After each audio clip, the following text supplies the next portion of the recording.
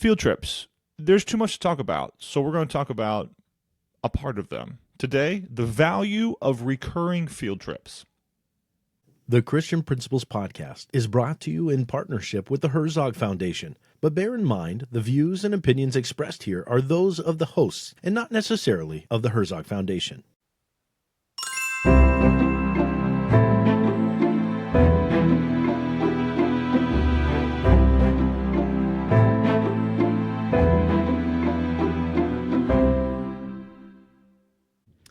Welcome back to the Christian Principles Podcast.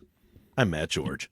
You sounded extra like, welcome back today, folks. I'm getting down to the lower register today. It's okay because we're in the morning. That's good. Hey, we had talked for a while about talking about field trips. We had spoken in planning meetings and sessions and time spent, kicking it around. We're talking about field trips.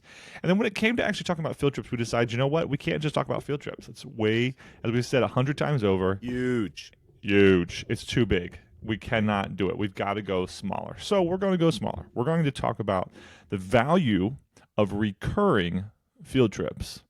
Before we do that, let's go ahead and hear from someone who I hope will be putting us on field trips, like the administrative field trips and teacher field trips soon, more soon, taking more advantage of what they offer, the Herzog Foundation. Pause. No, I don't mean pause the episode. I mean, let's take a pause from the episode so I can talk to you about the Herzog Foundation. Mark and I are honored to partner with this amazing organization. Like the Christian Principles Podcast, Herzog wants to see your school grow and be successful. To help you achieve those next steps, you will definitely want to check out the Herzog Foundation Institute. Whether you are looking for some quick online training or have the desire to grow with fellow educators at a conference, HFI has you covered. What's even better is that as long as you can get yourself to the many conferences offered throughout the year, Herzog will cover all the costs while you're there, including food and hotels. You really can't beat that. Head over to herzogfoundation.com and get yourself and your team signed up for some training today. What are you waiting for? Just one more thing before we get back to the episode. If Herzog has been a blessing to you and your school, would you mind sending us a message telling us how? We'd love to share that with others. All right, let's get to the brass tacks.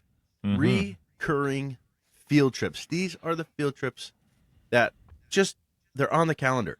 We're going to be doing them every single year.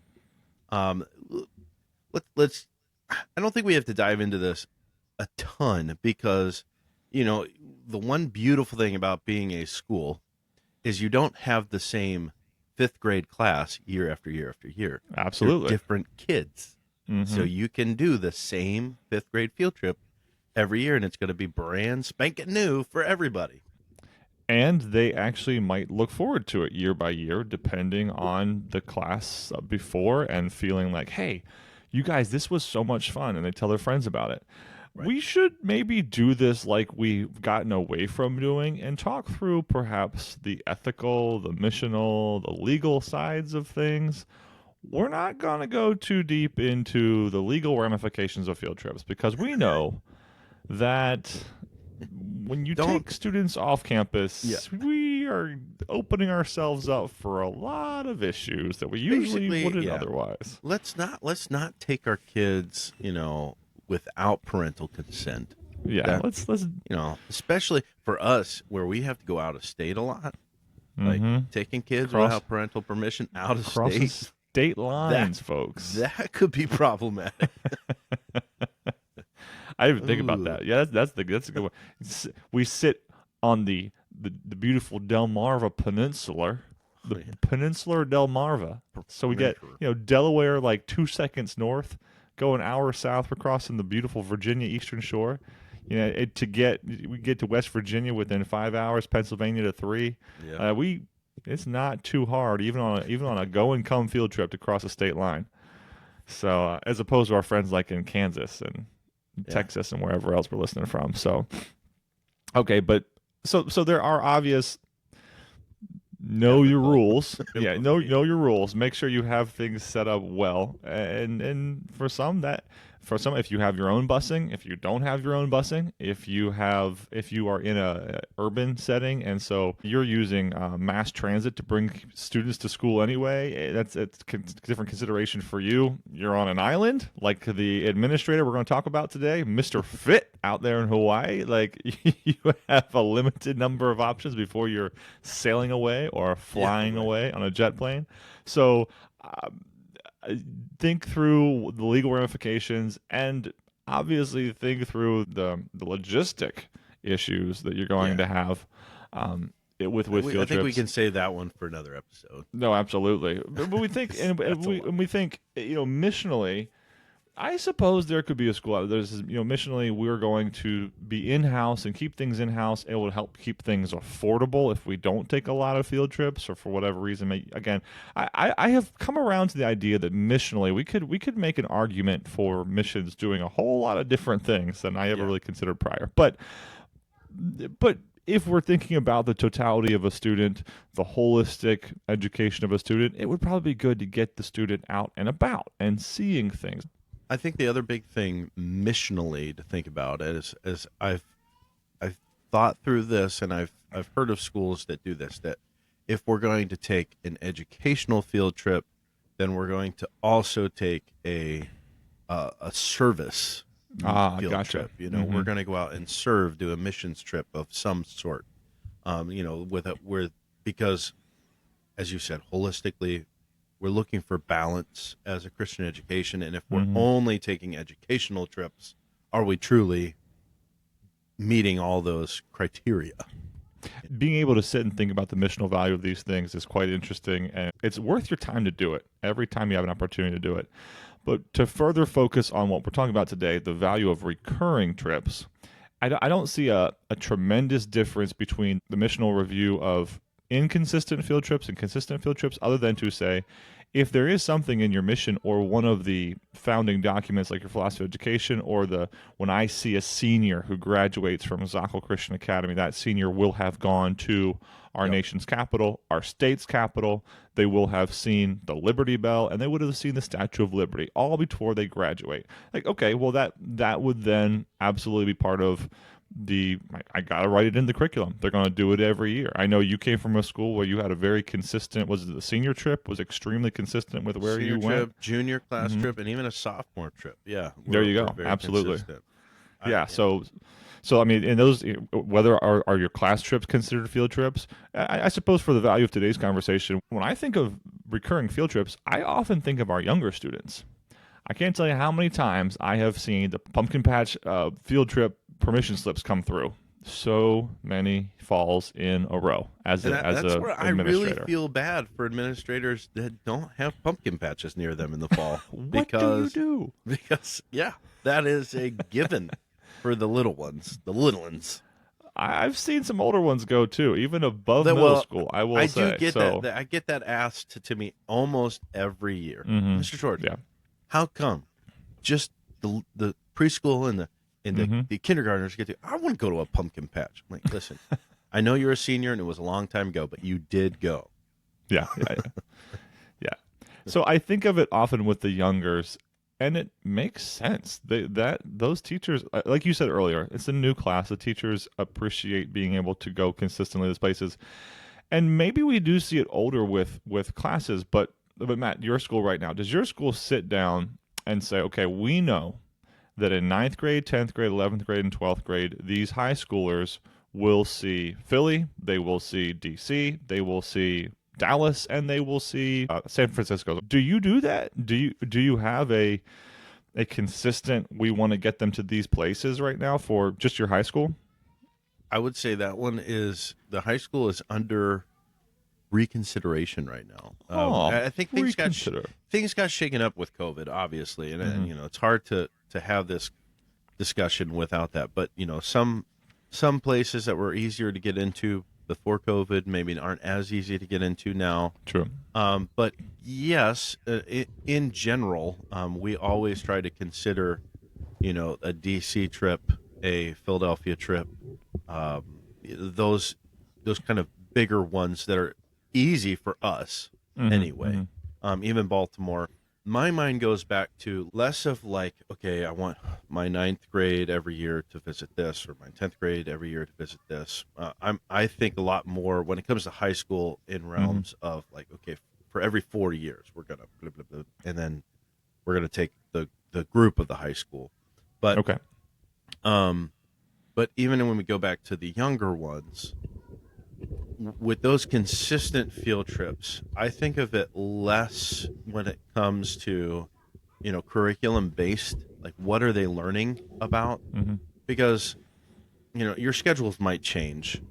And if you're constantly switching things around just to be based on, what they're learning right then and right there, that's awfully difficult. But with these recurring field trips, I like to just think about, okay, as you were saying, before they graduate, I want them to have experienced the Smithsonian's. I want them to have experienced, the Baltimore Aquarium, whatever it is. You just, Sure.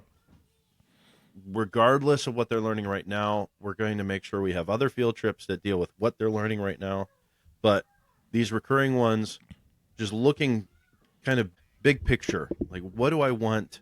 And this is the word that keeps coming to my mind, and maybe this is because I'm a history teacher, but it's citizenship. Like, we want to create good citizens, yes, of our country, of our heavenly kingdom, but we want them to have experience that as they move on from us, regardless of what they've learned in the classroom, they can be able to say, oh, yeah, I went there in school, and I remember this one thing that was really kind of made me think about life in a different way. Absolutely. If that makes sense. Sure. So you're looking very big picture. You've mentioned Baltimore a couple times. Baltimore is the first place that I had a parent say, nope, my kid's not going if I'm not going. That was the first place I actually had a parent say, I'm uncomfortable with my students going on a field trip with the people I otherwise trust them with. And this is not me, condemning the parent or even speaking bad about the parent. This is just I had not experienced that prior in any of our city or urban field trips before it came to Baltimore. And I'm a big Ravens Orioles fan. I was just there actually last week for the first Orioles game of the season with my kids. And so that was interesting stance. I think parents are a little bit more, keeping their kids close and a little bit more wary of where you might go. Yeah, so where they're going. that's caused a little bit more for our school to be like, let's reconsider or think about where we're actually going. Oh, there you go. Well, that's useful then. Okay, so we talked a little bit about high school. We talked about a lower school. In general, okay, we often give field trips to our history classes, and if we just off the cuff we say, okay, aquariums and planetariums and those sorts of things, if you have those available to you, science classes and history classes. If it's not planned, if it's not recurring, we rarely give some of the other classes credence or priority in claiming a field trip. And I think this is a really good reason to go ahead and make certain of your field trips recurring. Yeah. Because the default is, okay, what's around me that I could pretty easily get to that would, match up with the American history they're taking this year. Yeah. If we are more purposeful. Something. Yeah, you can all American cities. If you're in the U.S., hopefully you could be otherwise too. Well, yeah, it doesn't matter. It doesn't really matter. Even if you're Scandinavian, you're gonna find historical things. Oh, I thought you were going to say even if you're Scandinavian, you can find American US, history. Not American, not U.S. history, but you're going to find historical things. We're not that prideful. No, some in the nation are. I don't think we can get past that. But yes, if we're not setting this up beforehand, we could be on default mode to, we should go away this year. Okay, where should we go? Where did we go last year? Do you remember where we went 2 years ago? I don't remember where we went 2 years ago, that sort of thing. So especially if there's turnover amongst administration, when you are jelly on 50 and your principals are jelly on 50, who remembers where you went? Who's going to stack that up? Should you have like your school organization or maybe your school has a long-range calendar for the major things of the school. The graduations are always going to be the last Friday in May or whatever it happens to be. Well, perhaps there's value in doing the same thing for your field trips. We know that we're going to hit D.C. when the cherry blossoms are out. So we're always going to be there to see the cherry blossoms and to take a nice long walk around the National Mall and see a different Smithsonian, but that's going to be our DC time. Maybe there's a value in that for the different parts of the school, and it would only help with planning of the budget and things like that too. That's another real value of making sure that you can, or of having recurring field trips that you can put on the calendar and say, nope, we're going. And that, I think it would further aid teachers in being able to set up the instruction of. I'm doing too many positives. I need to let you talk. What do you? Throw some thoughts in I here. think that's all good. And going back to the point of parents saying nope to consistency is another one of those things where a parent can anticipate. Okay, they're going to sixth grade, and I know the sixth grade always goes to Annapolis. Yes. They always go to the State House. So I can prepare myself for that, or we could go ahead of time. Exactly, we can go too. And we can make sure that they're or go in addition as a chaperone Sure, or something, sure, whatever. But I'm just thinking if parents know what's coming, it's a little bit easier whenever they respond to what my kid is going there. I know this isn't a field trip, but even like our fine arts competitions, we send our high school, secondary, and we send our elementary, and every year the elementary parents are like, "What? You're sending my child where?" I didn't know this was coming. We've told you this since the beginning of the year, and we've been doing this every year for how long? And you still have those parents that will do that. So, that to be able to, but I'm going back to that point, to be able to say, yes, this is a trip we take every year. We do this every year. We have not lost a student since 2005. So that's exciting. It's also easy then to stack up the logistics of the trip. You just pull off last year's, brush off the cost, make sure you update like gas costs, the parking costs. But especially if you don't have that turnover and you have consistent either chaperones or teachers that are going, there's also hey, I know that the van will fit in this parking garage. Yes. I hear you have recent issues with that. We're not going to talk about that. but yes, that. But see, the more you do a trip, the more you learn those little tricks of like, oh, there is this off-the-wall parking lot that always has spaces available. It's always cheap. It's easy in, easy out. We can miss traffic. All those kind of things. I know this isn't school related, but my youth group every year would go and see at least one Pirates game. So we would go to PNC Park, and we always knew, like, regardless if we were winning or losing, our youth pastor would get up to leave at a certain time because he did not want to mess with Pittsburgh traffic. Yeah. We just knew that was going to be the thing. You mentioned PNC Park. PNC Park is the only park I would give any thought to being perhaps a little bit prettier than Camden Yards in Baltimore. It would be the only one. And I say that very grudgingly as my daughter's named Camden.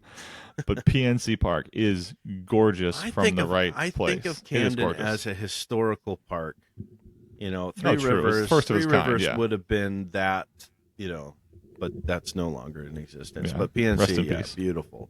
Yeah, beautiful park. Especially fireworks night. I don't like fireworks. I could leave them. I don't like the loud bang noises. Those are not my fun. Nah. But but speaking about that, and I just went to a game recently. I have gone now many times to that Camden Yards facility, but just when you get off of 695, there's a couple of entrances you can make to the stadium. And, I say entrances like 10 minutes out. You can make a couple different exits off of the highway to approach it from different sides.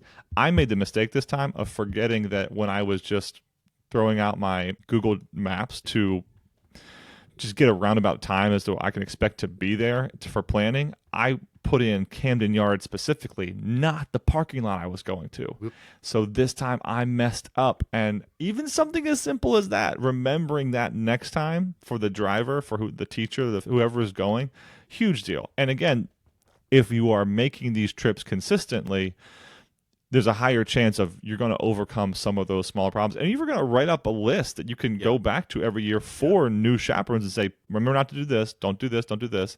And they'll still do something wrong, but they won't do all 5 things wrong on your list. All of them. They'll mess up because something else will be new. When I think of the value of recurring field trips, I do also think about the value of students getting excited about them. Yes. Students when they're done well, especially if you find a few sweet spots in whatever it is that is your makeup of scheduling field trips, if the students go and they're excited and they come back excited, the students behind them will come back and be ready. Well, the students behind them will hear about it and they will be excited. And that's so valuable for everybody that goes. That's so valuable for everybody that goes. I shared this back on our senior trip episode about how our seniors always dreaded going to the wilds. And just it was like this mandatory thing. You can't be a good senior without complaining about having to go to the wilds. And then every year they come back and they're just like, that was the best part. We didn't have to do anything else other than that. That excitement that's building up. But since this is so fresh on my mind as I got back very late last night because we took our 9th to 12th grade up to see the Philadelphia Orchestra. To the orchestra. I hope you had a wonderful time. Mark, you and my mutual brother-in-law and myself, we have been talking and looking at tickets and what the orchestra is playing for years because we love it and we want to be able to share that with their students and yet finding that one thing that no matter what happens they're going to come away excited, like it's been really hard to pull the trigger on that one. And you get into this thinking like they'll do like play along with provide the music for the movie The Lord of the Rings, and we're like, of course kids are going to love that. Sure. Or they're doing some Disney thing, but is that really experiencing the orchestra? And so we finally found one, and again we're like, okay, we're going to ask the kids to dress up. We're like, this could go really bad because we're doing all those things that kids typically don't get excited about. But as soon as we got there, we had so many people coming up to us and be like, wow. What group are you? Like, what are you doing? Like, people were responding to our kids as if they were like celebrities. And I think the kids noticed that and they're like, oh, okay. And then listening to the music, I mean, I was sitting, we had two different sections. We didn't do this on purpose, but we had all the guys in one section, all the girls in another section. We actually gave them a choice, and that's what they wanted to do. But I'm just watching the guys, and, you tend to think maybe guys won't be as much into classical music, but they were just glued. And, at the very end, everybody was up with the standing ovation, and they were just like, that was incredible. How do they do that? That was amazing. That's awesome. So that I'm pretty sure like that kind of a trip is going to be one they're excited about. They're going to be talking about for a while. That's not awesome. that we'll go to the orchestra every time, but when we do a trip for the fine arts side of cultural development, I feel like future classes are going to be a bit more open to it because of that experience. Once again, we started the conversation there, but you mentioned that we're giving a different content area the priority in this field trip, and that is something you can't really overstate. Again, when you think of field trips, we think of science, we think of history, but there are so many other ways, and really ways that we should be offering throughout the time that they go out, the value to other content areas for the students who would love to see that. I mean, even just going through a city, like there were a couple experiences, just even walking back to the car, where they're looking at people who are living a very different life to what they're used to. Sure. And I think Christopher, even said, like, guys, please don't make it obvious that you live a sheltered, like little life within it. Like, yes, you are aware that other people live differently. Like, we know this. Just because you're seeing it for maybe the first time, don't make it so obvious that this is the first time you're seeing it. But even that experience is good to be processing and thinking and talking through. And how are you going to respond when you are, out and rub shoulders with somebody who literally thinks completely opposite to the way you think? And the next time you go, let's say you go on the Philadelphia Orchestra trip next year, you can have that preparatory conversation in a way that maybe you didn't even consider having it this time around. Oh yeah. We should wrap this one up. Any other thoughts you really want to get to before we close this one down? I just think when it comes to recurring field trips, there's still a lot of different considerations because, as we said, from the little ones, there might just the logistically easy trips that this festival goes on every year, and so you can just plan on going to that. But I would just say, the more you can purpose that this is going to happen regardless of what we're learning about, and that's where I kind of feel like these recurring ones get a little bit less content related and more cultural, not necessarily cultural. Yeah, that's too narrow, but just development and of the exposure, student. Exactly. development of the student. That's just, even if you have no other reason. Like I keep telling my kids I want to go up to Gettysburg, yes, but so that they can learn a little bit more about the Civil War and learn about those kind of things. But it's just one of the most beautiful places, and just being able to sit up on top of Little Round Top, and just sit there. Like, I want to give my students that experience. Sure. Arlington, I love going to Arlington. Not so much because, we can learn about where different people are buried, but just take it in. Just, man, the mass of people that have sacrificed for our country. Sure.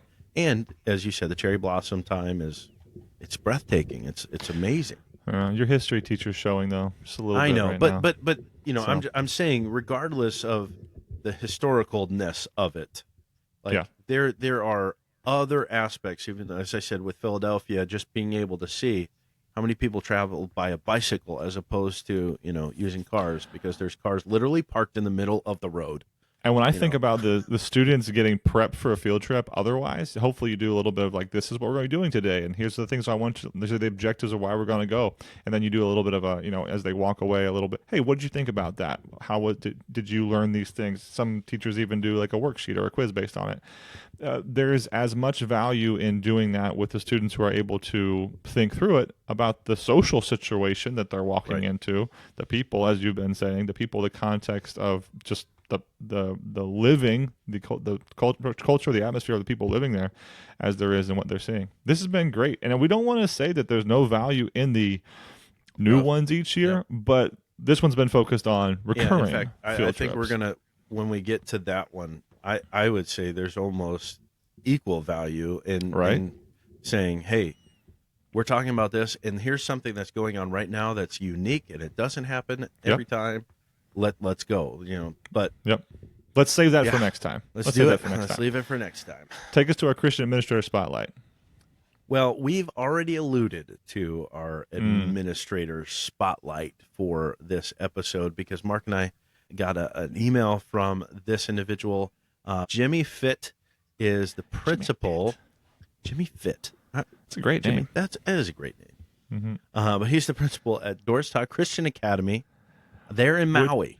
And there's an upper school there, which is the Maui Christian Academy. So I think they've recently undergone a little bit of a not a name change totality, but they've added the high school, whatever it was. If you go to the website, you'll see both. And Jimmy's listed as a principal. So I was on the phone with Jimmy, talking to him about something else, and it's something brought up being a Christian school administrator. I said, well, you got to listen to Christian Principals podcast. And Jimmy, he was the first one. Jimmy said, "You're the Mark from the Christian Principals podcast." And listen, I was humbled. I truly was. Just thank you, Lord, that this has already been what it is, and that here is this affirmation of somebody recognizing me in the wild, so to speak, for the podcast, and that we have been able, and I don't want to read the whole email here because I'll make everybody cry, but Jimmy, thank you so much for listening, and then for encouraging us with that email that noted to us that you, yes, obviously, you live on an island, but in so much that there are so few Christian schools where you are to interact with and to build off of, you've been able to find community and peers here. That was humbling, and it was further affirmation from God that we are. Yeah, it was encouraging. Oh, absolutely. Yeah. And I was in my email back to him again, all but crying as I was emailing him back, saying, "Thank you for reaching out to us. This has been so encouraging to have you reach out and say, "Hey, I heard you, and it's valuable." So, Jimmy, Matt's gonna pray for you, and then we're gonna make sure you get that Duncan. Are there Duncan? I have to ask Jimmy if there's a Duncan where he is. I'm guessing there are. Yeah, Duncan's everywhere, right? Positive. So, Jimmy, we're gonna send you a Duncan gift card for being our Christian Administrator Spotlight, and maybe even have you on sometime to tell us about what it's like being a Christian school administrator in Hawaii. Matt, go ahead. Yeah. Father, we thank you for Jimmy. We thank you for his dedication to being a leader there and following in, and what I understand, some amazing footsteps of individuals who see the need for Christian education there in Maui. And I thank you for his desire to partner with other administrators and to receive encouragement, and Lord, even in his efforts to find that, just what a blessing he's been by encouraging us as a listener.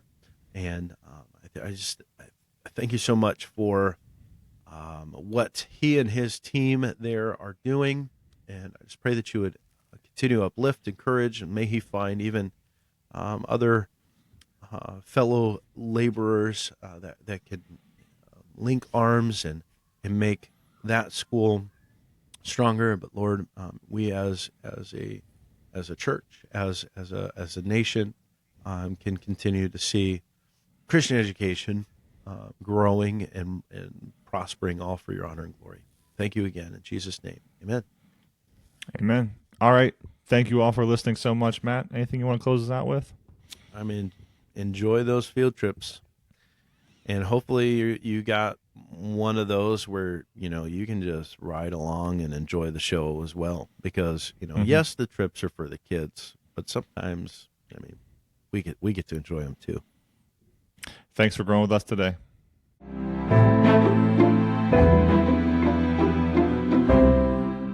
Before you go, please be sure to hit that follow button on Apple Podcasts or Spotify. Also, on Spotify, be sure to tap the star icon near the top and select the number of stars you'd like to give us. We'd be so grateful for 5. On Apple Podcasts, scroll down to the ratings and review section and then tap write a review to share your thoughts of the podcast. Thank you.